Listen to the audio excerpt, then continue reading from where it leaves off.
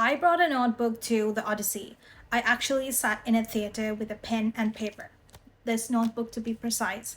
And that should tell you something right away. I knew that this movie is going to be big, and it was. My eyes, my mind, everything was blessed, and I'm not being dramatic.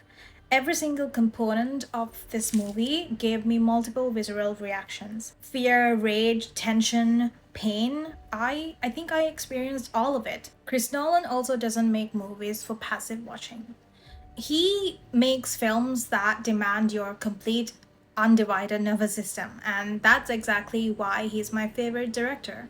That said, his writing of female characters could definitely use some work and improve, but I'll break that down in a separate video because I have a lot to say on that subject. And in my opinion, while everyone came for this grand spectacle, and it certainly was, what makes this special is its raw emotional depth.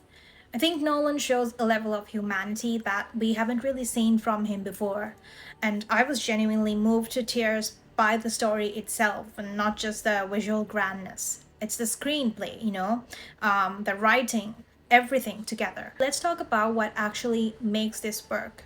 And it's not what you think. Everyone wants to discuss the cameras, the film stock, the 70mm IMAX experience, but the screenplay is where this film lies. Nolan embraces the fragmented structure of Homer's epic, turning the film into a web of oral storytelling, and the characters consistently pass stories back and forth, but these aren't just flashy flashback sequences. Every new vantage point of this movie peels back another layer of the Trojan War and its devastating toll of returning home, and it subverts the traditional epic. The real voyage isn't across physical oceans, but through the agonizing shift from hero to villain and then to a mere human being. The stunning visuals, the practical effects, speak for themselves at this point. And then again, it's Christopher Nolan. Extraordinary craft is just baseline expectation.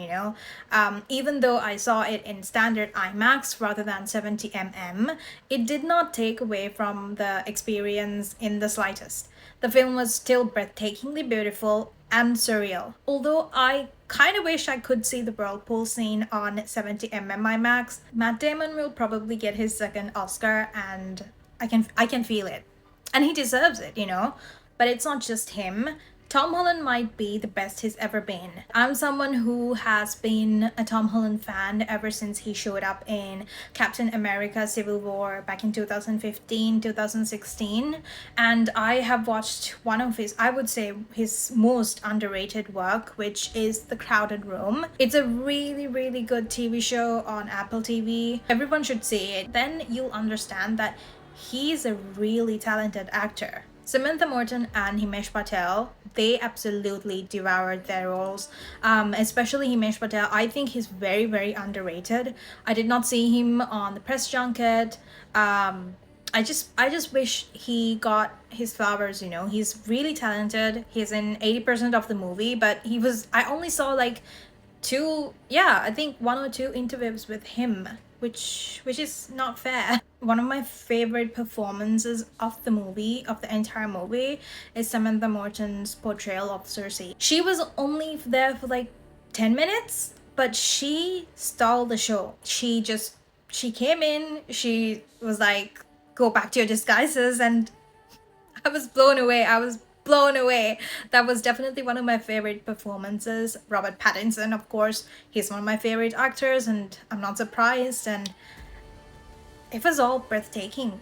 They were all breathtakingly beautiful. I still get goosebumps every time I talk about their performances, the movie, and everything in general with my friends or someone else. One of my favorite things about the movie was Ludwig Göransson's score, which proves he's a total music visionary. The music didn't just play alongside the movie, it completely absorbs it, channeling fear, rage, tension, and that pain into raw sonic architecture. To pull off that historical authenticity, Göransson actually bypassed traditional orchestral arrangements and collaborated with historians to reconstruct period instruments to craft an earthy visceral soundscape, which is crazy, right? I can't really remember the names of the instruments, but I'll put them somewhere over here, I guess.